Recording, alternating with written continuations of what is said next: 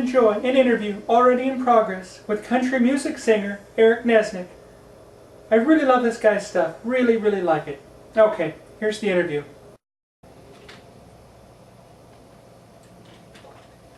Yeah, so the punchline of the joke that you told then is you telling the server, no, I didn't ask for mustard, I asked for custard. Yeah. No, I like you, I do, but I gotta be honest, that joke it's bad, and I know bad jokes. They're basically my specialty. Mm-hmm. No, yeah, I think we should talk about the new album. Anything to get off that. No, we're real happy with it. Yeah, it turned out great, and kind of the early word is that there are even a couple songs that most people don't hate, which, as you know, is kind of a step in the right direction coming off the last album. Yeah. No, as far as the last album, yeah, almost all the lawsuits have either been thrown out of court or settled out of court. So, yeah, it's a huge relief. Yeah, it was worrisome. There was about a 2-month span where, it was like 2 months where I was just eating nothing but peanut butter and jelly, and even Legos. It didn't have the same, I don't know, it didn't do as much for me. And I do love Legos. Yeah. Well, you know, yeah, exactly, yeah. No, as far as the cost of the album, the economy's bad, and it certainly has hit the music business too. So we went basically on a real budget level. I was out shopping for a birthday gift for someone at Opry Mills, the mall outside of Nashville.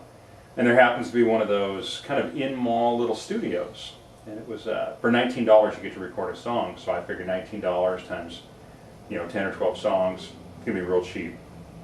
Now, the production, it's not there like the big guys. They're spending hundreds of thousands of dollars, but when you have other hobbies, other things that I have to feed those too. So I kind of have to make each dollar spread, a lot of different ways.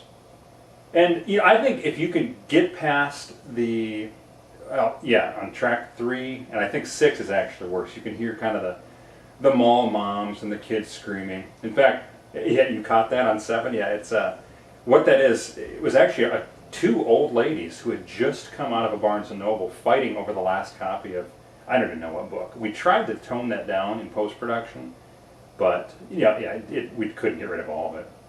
Again, it's $20 a song. You can't really expect that much. Yeah.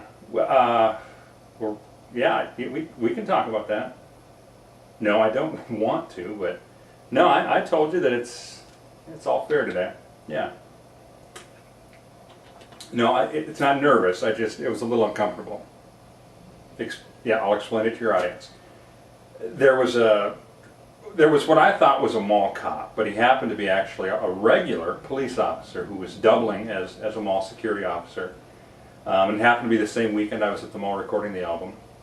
And we got in a little bit of a tussle. I still don't know why. I guess it was something about us making too much noise or drawing too much goofy attention. Spandex. It had a lot to do with spandex. At any rate, it was ugly. It was ugly, and it made some weird headlines. And we tried our very best to just kind of sweep it under the rug and make it go away, but it wasn't going to happen. So, no, you got fired. Oh yeah, it was. No, it wasn't my fault. People for so long said it was my fault, but I had nothing to do with it. No. Yeah, well, that's why he got fired.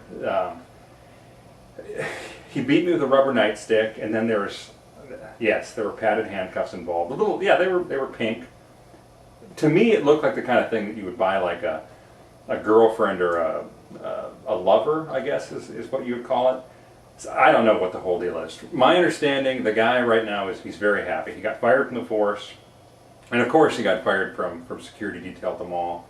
But I guess he found new work. He's dancing at some kind of a cabaret in either Chattanooga or Knoxville. I don't really keep up. No, yeah, we're very, very happy that incident has passed. Yeah. Well, what do you do? Mm-hmm. Yeah, moving right along. As far as the number of dates we would like to go out and kind of do to support the new record, we kind of looked at some other models. We looked at Kenny Chesney and Alan Jackson and George Strait. Of course, Kenny tours a lot, George not as much, but Kenny will go out and do literally hundreds of dates to support a new album. We are kind of thinking probably 3. And 2 would be ideal. Ideally, I would like to do 2 dates and just cover it and be done. Anything more than that seems like overkill. And again, it takes away from time for Legos, for Scooby-Doo. There's a whole host of things that as much as I love music, I've got to kind of be cognizant of where I'm spreading the time out. So we're kind of in the process. We'd like to do maybe Carnegie Hall and someplace in, well, Bora Bora would be good, just because I hear it's warm down there, and with winter coming on here, it just kind of makes sense. Yeah. No, I had a great time too. Thanks for having me on. No. Stretch? Oh, filler. Yeah. Mating rituals of furry possums. I gotta be honest, I don't know a lot about. Yeah, okay. Something a lot of people don't know about the furry possum is that, well, of course they're very quick, and that's, I think, why we don't know as much as we'd like to about furry possums. I actually took an opportunity, as it were, for about 6 months. I was in Ecuador studying the mating rituals of furry possums, so this actually works out real well. On their underbelly, this shirt? Yeah, I guess it does make me look like I have breasts. Oddly enough, I am as registered or as measured by a very nice associate at the local Green Hills Victoria's Secret. I'm a 42A, and as it stands, there are not a lot of things available in a 42A. No, her name was Jasmine. She really did measure me. I'm kind of a curious guy by nature, and I was asking about the whole underwire thing and the cup thing and how it all gets measured, and we took care of it, and yeah, 42A. Well, so if you need any last minute Christmas ideas, yeah. Anyway, getting back to the furry possum, what a lot of people don't realize is that their underbelly is actually, it's like a rainbow. There's the blues and the purples and the greens and the oranges, and somehow, this is the part I didn't get a time in Ecuador in the rainforest when I studied the furry possums. I didn't get time to really dive into this, but apparently the pattern of that kind of rainbow, almost a blanket on their fur, on their underbelly, has to do with their mating. And depending on which way the colors go and which combination of colors, basically dictates kind of how they mate and who they mate with. Now, and here's something, this was fascinating to me. The female furry possum, I don't want to say that they're, well, I guess skanky would be the word, because they don't mate for life. They're not like turtle doves or anything else. These female furry possums, they get around the rainforest and wherever else they tend to inhabit.